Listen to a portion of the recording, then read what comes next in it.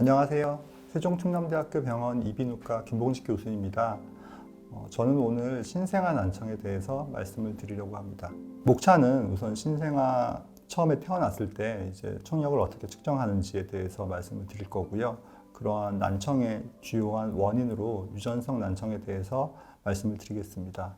그리고 마지막으로 이러한 난청이 있을 때 청각 재활에 관한 내용을 간략하게 말씀드리려고 합니다. 난청은 이제 신생아 약 1000명당 3명 정도에서 발생하는 굉장히 흔한, 어쩌면 가장 흔한 선천성 질환입니다.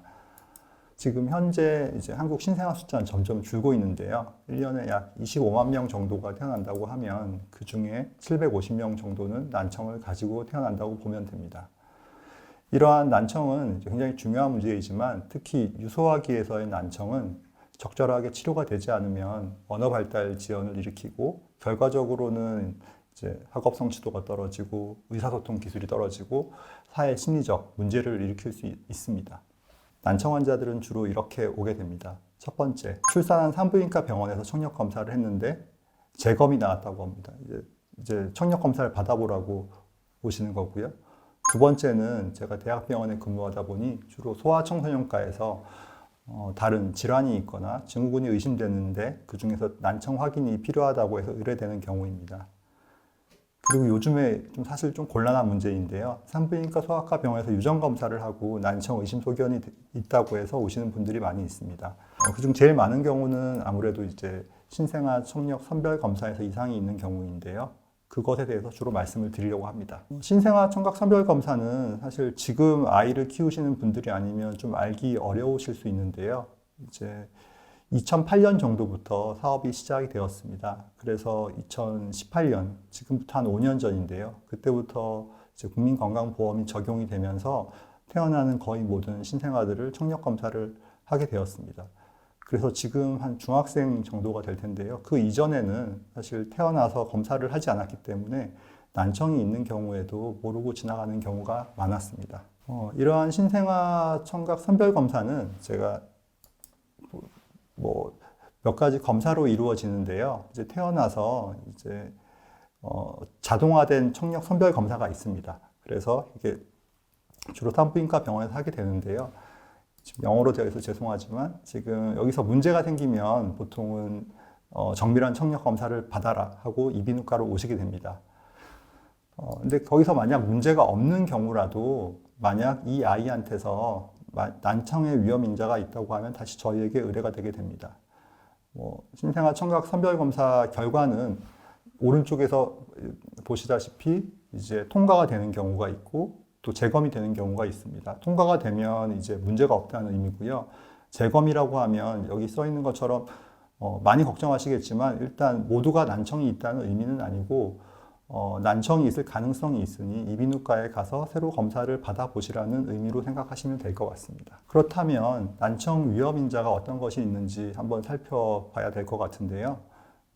굉장히 다양합니다. 이제 보시면 소화기 선천성, 지연성 또는 진행성 난청과 연관된 관련 인자라고 되어 있고요. 굉장히 주관적이지만 처음에 보시다시피 양육자가 이제 아동의 청력, 말, 언어, 빠른 발달 혹은 발달 지연에 대해서 염려하는 경우가 있습니다. 그 외에 이제 소화기 난청의 가족력이 있으면 당연히 저희가 검사를 해야 되고요. 또한 신생아 중환자실에 가게 되는 경우가 있는데요. 이제 5일 이상 입원을 하게 되면 원인이 무엇이든 간에 이제 난청에 대한 검사를 받아보라고 하게 됩니다. 그 외에 다른 질환이 있어도 이제 보통 소아과에서 의뢰가 되고요. 또한 임신 중에 자궁 내 감염이 있었던 경우도 저희 청력 검사의 대상이 됩니다. 태어났는데 귀 주변에 이제 작은 귀젖이 있다거나 누공이 있다거나 이제 조금 이상해 보이는 부분이 있으면 또 한 번 이제 이비인후과로 의뢰돼서 청력 검사를 하게 되고요. 그렇지만 여기 앞에 보이는 전이개 누공이라는 작은 구멍이 있는 경우는 대부분은 난청이 동반되지 않습니다. 굉장히 드물게 가족력이 있는 경우가 있는데요. 그런 경우 외에는 아주 큰 걱정을 하실 필요는 없습니다. 저희가 옛날에 열병이라고 많이 했는데요. 이제 뇌수막염 같은 걸 앓는 경우에는 이비인후과 쪽에 청력 검사를 받아보셔야 합니다. 이러한 경우에는 처음에 태어났을 때 신생아 청각 선별 검사에서 통과를 했다 하더라도 다시 이비인후과에 오셔서 재검을 받아보아야 하는 위험 인자가 됩니다. 그리고 이제 신생아 유소아 청력 검사에 대해서 말씀을 드리려고 하는데요. 청성 뇌관 반응 검사라는 것이 있습니다. 이제 이게 저희가 이제 이비인후과에서 신생아한테 시행하게 되는 청력 검사가 되고요. 보시다시피 여기 귀가 있거든요. 귀가 있고 소리가 들어오게 됩니다. 소리가 들어오면 들어온 소리는 이쪽 달팽이관을 통해서 전기 신호로 바뀌게 되고요. 이 전기 신호는 결국 뇌에서 청각 피질이라는 청각 중추라고 불리는 뇌에서 소리를 인지하게 됩니다. 이러한 소리가 전달되는 경로를 이용해서 이제 청력을 측정하는 게 청성 뇌관 반응 검사라는 거고요. 보통 이제 성인 같은 경우는 이제 소리를 들으면 삐 소리가 나면 그걸 누르게 됩니다.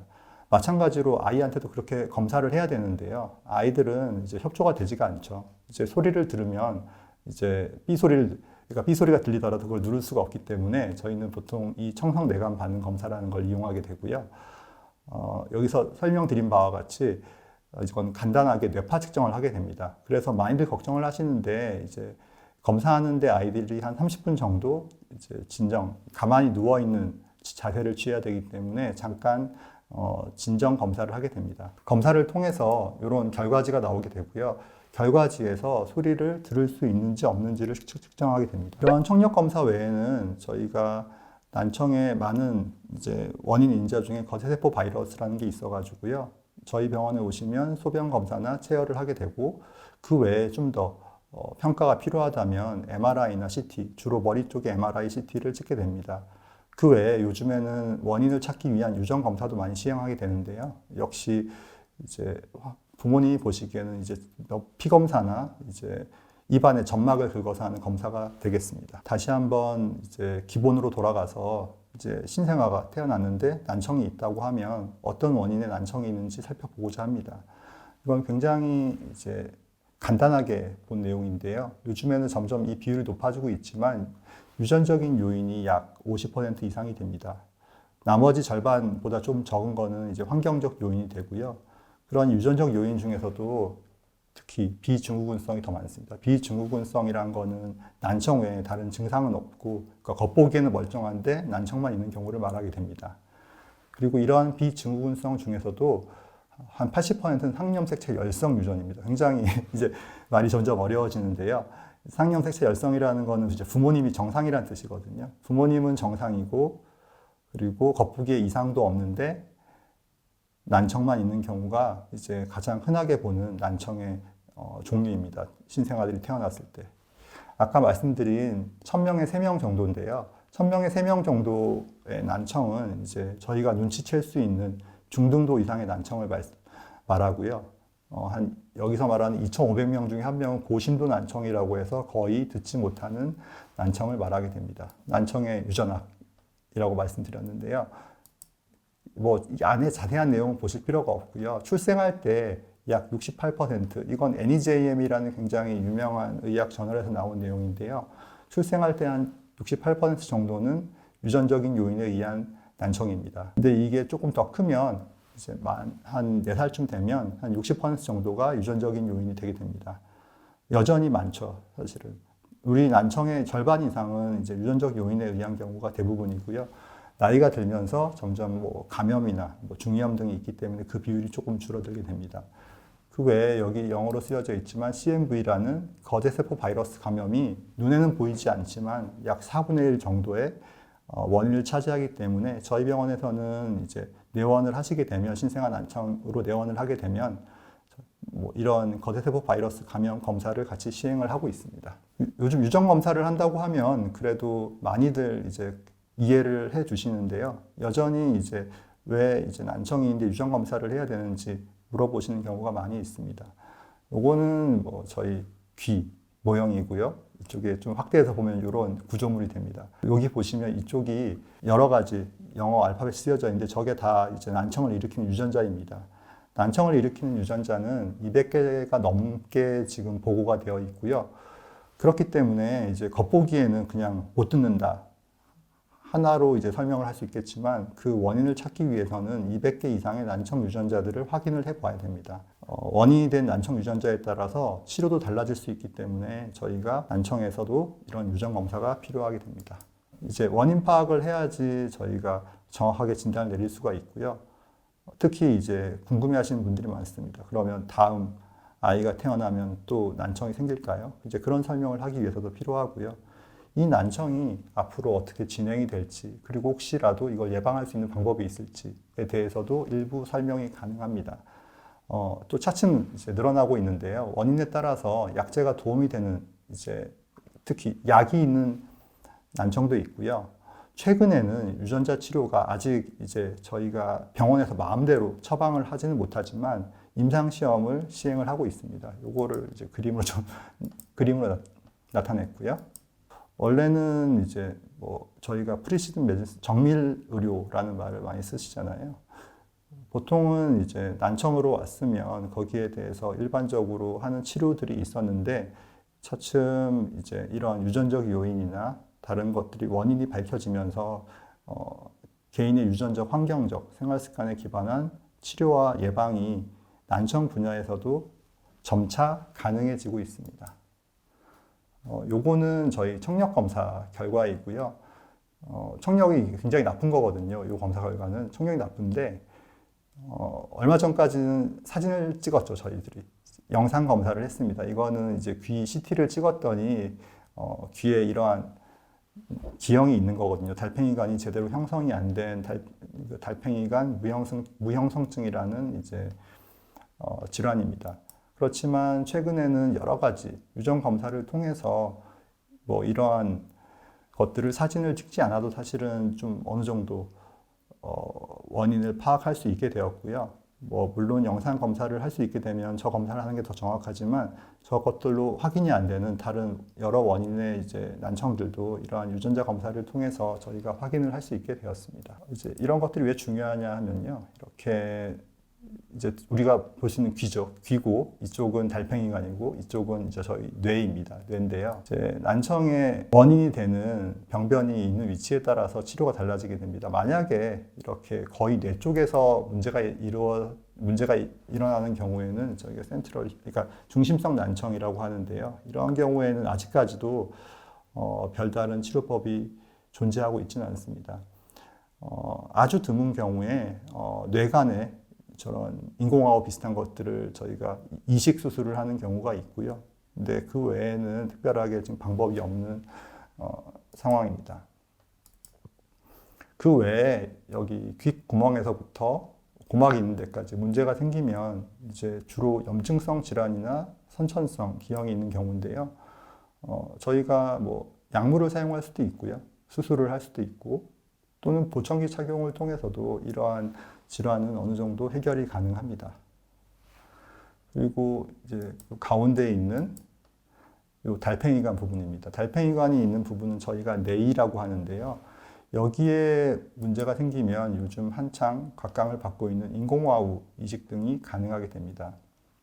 물론 모든 난청에 사용하는 건 아니고요. 굉장히 심한 난청이 있는 경우에 저희가 사용하게 되고요.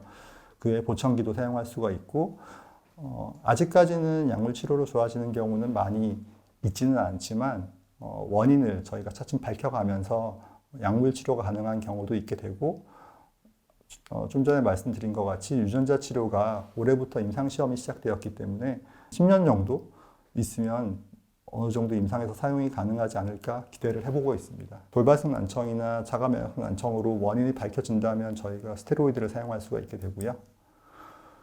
그리고 인공화학 이식이 심한 난청이 있을 때 요즘 가장 많이 하는 치료인데요. 수술을 하면 대부분 결과가 좋습니다. 그렇지만 결과가 좋지 않은 경우도 있거든요. 이제 그런 경우를 저희가 미리 예후를 판단하는데 병변의 위치가 중요하고요.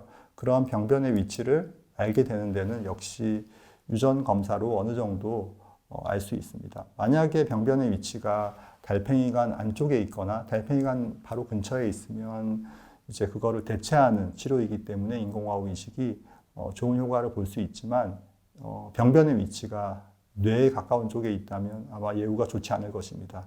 이제 그런 것들을 이제 난청이라는 하나의 이제 표현형으로만 되어 있지만 저희들이 이제 원인 검사를 통해서 구분해낸다면 인공화학 이식 성공을 가르는 요인을 저희가 어느 정도 판단을 할 수 있습니다.